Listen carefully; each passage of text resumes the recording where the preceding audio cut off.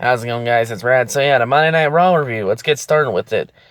So Raw starts off with Kurt Angle coming to the ring. Kurt Angle demanding that Triple H comes out there and they settle it like men. And Kurt saying he doesn't give a shit if Triple H is the COO or whatnot. And then because Kurt Angle's told Triple H if Triple H sucker punched him one more time, Kurt would be coming for him. Of course, referencing back to Survivor Series 26-17. When Triple H turned on Kurt Angle on Team Raw in that 5-on-5 traditional Survivor Series match. So yeah, continuing on.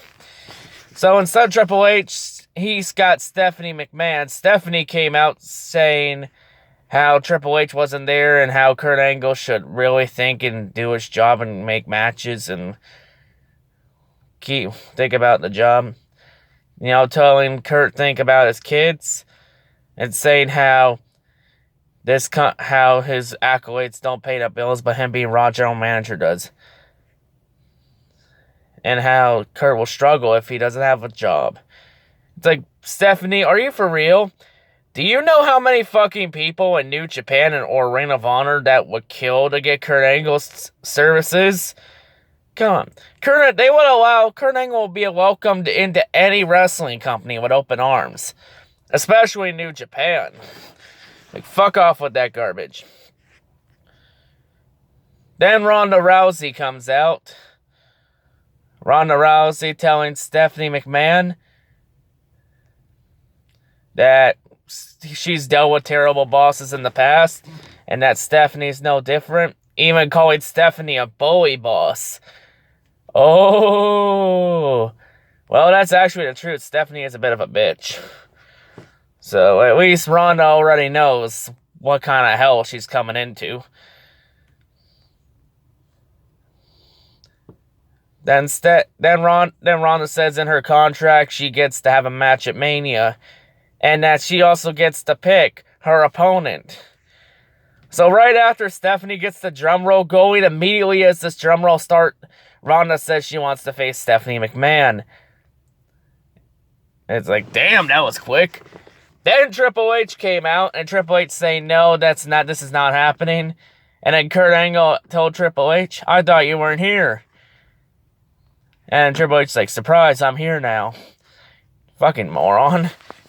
Like, now, you're trying to be an outsmartass, Triple H? Like, come on. And then Triple H saying how Ronda couldn't pick Stephanie because Stephanie has an executive contract and that she's not a superstar. Then Kurt Angle tells Triple H and Stephanie that she may have a contract. That Stephanie may have a contract to be executive and a chairman of WWE and the Raw Commissioner. But then Kurt Angle mentions that Stephanie has a second contract, which is that she is a WWE superstar also. Because for Ronda's opponent selection, it can be any member of the active roster as long as they are not a champion. And then Kurt Angle also mentions that he has a second contract that states he is a WWE superstar along with Triple H. And then Kurt Angle says at WrestleMania it will be Triple H and Stephanie McMahon against Kurt Angle and Ronda Rousey in a mixed tag team match. So now the match is confirmed at Mania as of Tuesday, 33 days. Because Tuesday will be when this video gets uploaded. So yeah, a match we knew was happening. We pretty much knew from Chamber that was happening. It's now but confirmed officially. So yeah, after that, we get a women's match. We get Asuka versus Nia Jax. Back and forth. Actually, Nia dominated most of this match. The match ending, Nia would lock in the armbar. It would turn into a triangle hold. Every time Nia tried to throw Asuka into a corner or a rope, Asuka would not let go. She was hanging in tough. Eventually it turned back into an armbar. The cross arm breaker. And Nia would, after being in that armbar for probably about equivalent of 5 minutes overall, she would eventually tap out. At that point, I was thinking, is she gonna pass out? But then she tapped out, I was like, oh, okay. So Asuka officially made good on that promise from that she was supposed to do 2 weeks ago. Well, it took a little longer than you said, but hey, not gonna complain. Next up, we get another segment. We get Fuckboy Buckethead, the shit factor professional wrestling. Fucking Super Cena comes out. He gets the John Cena sucks song, and John Cena goes over Jonathan Coachman at the announce table to try and get another cheap pop, like the fake fucker he is. Then John Cena comes out to the ring. John Cena, as most of you know, I know my path to Mania. John Cena. I will be going to Fastlane this Sunday to compete for the WWE Championship. John Cena. I will look to break a record that has stand for 20 years. Oh fuck, Lord help us if Cena fucking breaks that. There's gonna be a massive fucking riot. John Cena. Records are made to be broken in this world. John Cena. I will become the first one to become a 17-time world champion. Okay, I'll give John Cena parts on the first one. You know, he is right on the first part. Records are made to be broken. Sadly, everybody knows that. So nothing new there. But Cena, you will not break Ric Flair. Come on, man. John Cena. Sami Zayn, Kevin Owens, Baron Corbin, Dolph Ziggler, and AJ Styles. You will not be able to stop John Cena. Yeah, they won't be able to stop him when you fucking play politics, so you get your fucking way, you little bitch. John Cena. Everybody talks about how I am an asshole. No, he didn't say asshole. How I hold people back. I bury talent. I pull politics on people. Those reports are all false. No, they're not, Cena, because you fucking do.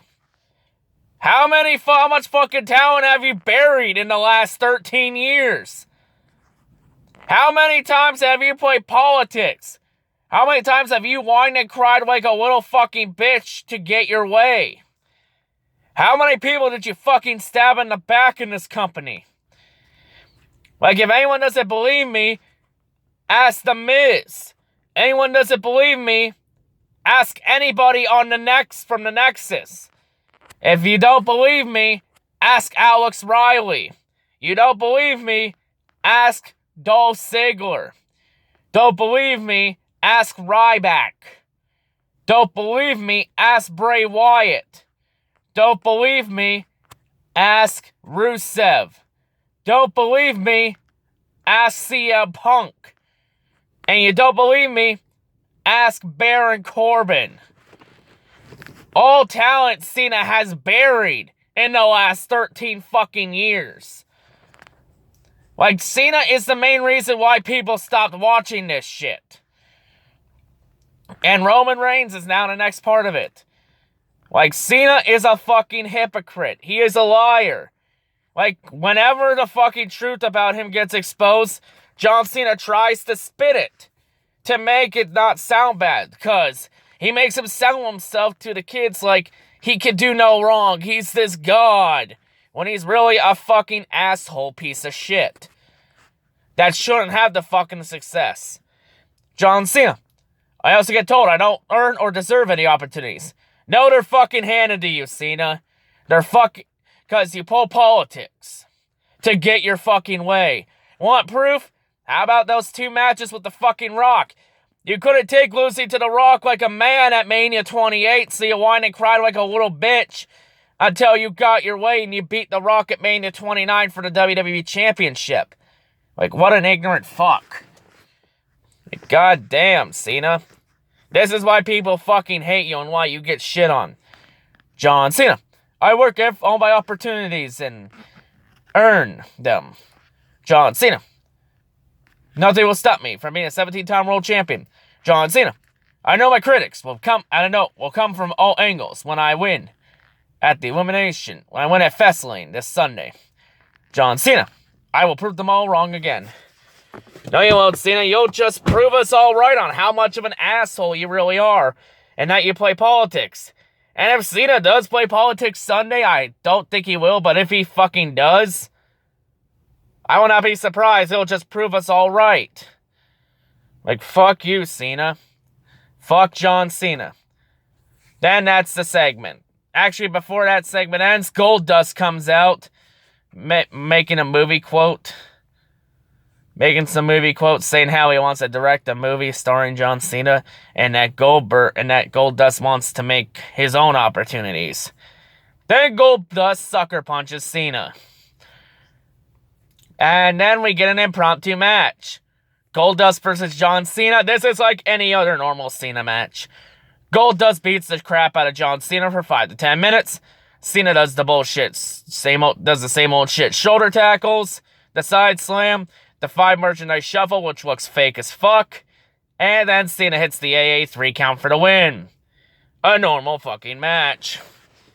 Wash, rinse, repeat. So yeah. Next up, we get a one-on-one match. We get Bray Wyatt versus Rhino with Heath Slater at ringside. Bray Wyatt dominated the match, wins easy over Rhino. So yeah. Then after the match, Bray Wyatt demands that Matt Hardy answers his challenge and calling Matt Hardy a coward. Broken Matt Hardy would show up on the Titantron, saying that the reigns of WWE are not worthy of holding both their talents for one more match. And Matt Hardy's saying they need to do this at the Hardy compound. So in other words, WWE is ripping off what Broken Matt Hardy did with Jeff Hardy at TNA Final Deletion. Like, we've seen this fucking shit before in TNA 5 years ago. 4 or 5 years ago, whatever. The Broken Hardy gimmick just got to its peak. So, yeah, just ripping off things. Good job, Vince. Good job, Vince. You're really fucking nailing it. Also, then after that, it was announced that Hillbilly Jim will be joining the 2008 WWE Hall of Fame class. So he joins Ivory, Dudley Boyz, Jeff Jarrett, Goldberg, and that Roman Reigns fan. So, yeah. Also, by the way, I forgot to mention, for the Stephanie McMahon, Kurt Angle, Ronda Rousey, Triple H segment, there was a brawl. Kurt Angle walking the ankle lock on Stephanie, and Ronda would hit the Samoan drop on Stephanie. I mean, Kurt Angle walking on Triple H, and Ronda would hit the Samoan drop on Stephanie. By the way, Ronda hitting that Samoan drop, it's more fucking lethal, and she does it a hell of a lot better than fucking Roman Reigns. I'll tell you that right now. So yeah, next up we get a tag team match. We get the Revival, Scott Dawson and Dash Wilder against the Bar, Sheamus and Cesaro, the Raw Tag Team Champions. And if the Revival win, they get to face Sheamus and Cesaro at WrestleMania for the tag team titles. Back and forth match, it was really good. In the end, Sheamus and Cesaro were able to get the 3 count for the win, so no tag team title match yet. Next up, we get a one-on-one women's match. We get Bayley versus Mandy Rose. Bayley was asked about why she turned on Sasha Banks and Bayley couldn't even complete one full sentence. She was fucking mispronouncing words. I was like, come on, bitch, any day now. Do you know fucking English, or do you need to go back to kindergarten? Then Mandy Rose and Absolution come out. Paige has the microphone saying how Bayley is finally growing up, putting her big girl pants on. How that Bayley no longer needs Sasha Banks to change her diaper. At least Bayley's starting to fucking grow the fuck up. Maybe instead of a fucking 5-year-old, I think she's now fall from a 5-year-old to a fucking 12-year-old by turning on Sasha Banks. She's still got a long ways to go to get to her current age. And Paige saying that Bayley should get friends, and she'd be welcome to add Bayley to Absolution and join Mandy Rose and Sonya Deville. Because without friends, Bayley won't go anywhere. So then we got the one-on-one match, Bayley versus Mandy Rose, back and forth. And yeah, Bayley would actually get the small package roll-up on Mandy Rose after fending off a distraction from Sonya Deville. gets the 3 count for a win, but immediately Sonya Deville and Mandy Rose would attack Bayley, forcing post-match assault, which would provoke Sasha Banks to come out from ringside to the aid of Bayley. And then when Sasha wanted a hug from Bayley, Bayley refused and walked away. It's like, damn. Damn already. Next up, we get a one-on-one match. It's a Sympathy of Destruction match where it's no DQs, no countouts, and false count anywhere. Elias Sampson versus Braun Strowman. Now, Elias starts out on a piano playing a note. Now, bashing the city of Milwaukee, saying it's a dump. Honestly, though, out of all the cities, and saying how all the people here are disgusting. Of course, being a heel, just doing his job. Now, Elias then grabs the guitar, decides to come to the ring for his traditional entrance. And then, right as the light shined on the middle of the ring, Elias tries to run away through the crowd, heads all the way in the backstage area, heads to the parking lot to get in the car. As soon as Elias puts the car in drive, he realizes the car won't go. Then when the camera angle changes, we find out that Braun Strowman has picked up the back end of the car. And the tires are just skirting in the air, producing smoke, burning them off. So that's at least a couple $100 of tires you just roasted. Elias, you idiot. Hey, Braun Strowman's yelling, "I'm not finished with you yet." Then Elias gets out of the car, starts to run. Braun drops the rear end. And then Braun goes right after him. They go all the way to the stage. And then the match officially starts. Braun really mostly dominated. Elias had countered the power slam a couple times with a rake to the eye. Elias hit one guitar over Braun Strowman in the ring. Then Elias got chased by Braun. When Braun started to dominate, they go to the stage.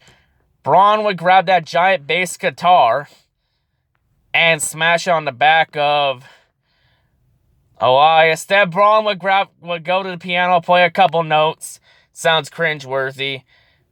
Then when Elias crawls under the piano, Braun kicks the stool out, kicks the front leg of the piano out and drops it right on Elias. Then Braun throws the piano off of him and then gets the 3 count on Elias for the win. I don't think anyone was surprised that Braun won. It's Braun fucking Strowman. Also, Braun, I said it when he played that bass guitar a few weeks ago. And I'll say it again here after watching you play that piano. Please don't quit your day job anytime soon. I mean it. With everything in my heart. Next up, we get another segment. We get The Miz. Instead of Miz TV, we get the Mizzies, which is, I guess, mocking the Oscars from Sunday night. So Miz, Curtis Axel, and Bo Dallas are in the ring. Miz decides to present some Mizzies saying he'll do a better job than the Oscars did. So the first section of the Mizzies was for the superstar who pats himself on the back too much. The nominees were Seth Rollins for gloating about being in a 2-hour gauntlet match for 65 minutes and not winning. Kurt Angle for finally being a dad after 29 years. And Finn Balor for being the first ever Universal Champion and holding on to the title for one day. And never getting a rematch. Yeah, it's still been almost 2 years, Vince. Is Finn Balor getting a Universal title match anytime soon? Or did we forget that Finn's title reign ever happened? Because Finn had to forfeit the title to injury. And of course, the winner was a tie between Seth Rollins and Finn Balor. The next segment was for worst decision by a Raw general manager. The nominees are Kurt Angle for allowing his bastard son Jason Jordan to compete on Raw. Kurt Angle for not announcing Miz's opponent for WrestleMania. Damn light, actually it's light enough to where I don't need the light anymore. And the last one was a Kurt Angle one. So yeah. And the winner was, no surprise, Kurt Angle. It doesn't matter which section, Kurt Angle won, regardless. And then Miz was about to present a lifetime Mizzy. About to announce it was him. Then Seth Rollins comes out saying that someone needs to stop this. And that Seth wants to be the man to do it. Then Finn Balor comes out. And then Seth Rollins is asking what the fuck is he doing. And then Miz gets all pissed off saying how both of them don't deserve title opportunities. Well, both of them did beat your ass last week. And telling Finn Balor that this ain't Japan, this is WWE. Miz is a good ring. He's good on the mic, I'll tell that. And then the Miz challenges Seth Rollins and Finn Balor to a 3-on-2 handicap match against Miz and the Miztourage. Seth Rollins and Finn Balor are happy to accept. Back and forth match. There were a couple, in the match, Finn Balor is about to hit the coup de grace. Seth Rollins tags himself in. Seth Rollins hits the middle finger to Vince curb stomp on Miz. Gets the 3 count for the win. After that, Kurt Angle comes out. And Kurt Angle tells The Miz at Mania he will not face Seth Rollins and he will not face Finn Balor. Instead, he'll face the both of them in a triple threat match for the Intercontinental title at WrestleMania. So yeah, we're now getting the Mania matches. Oh boy.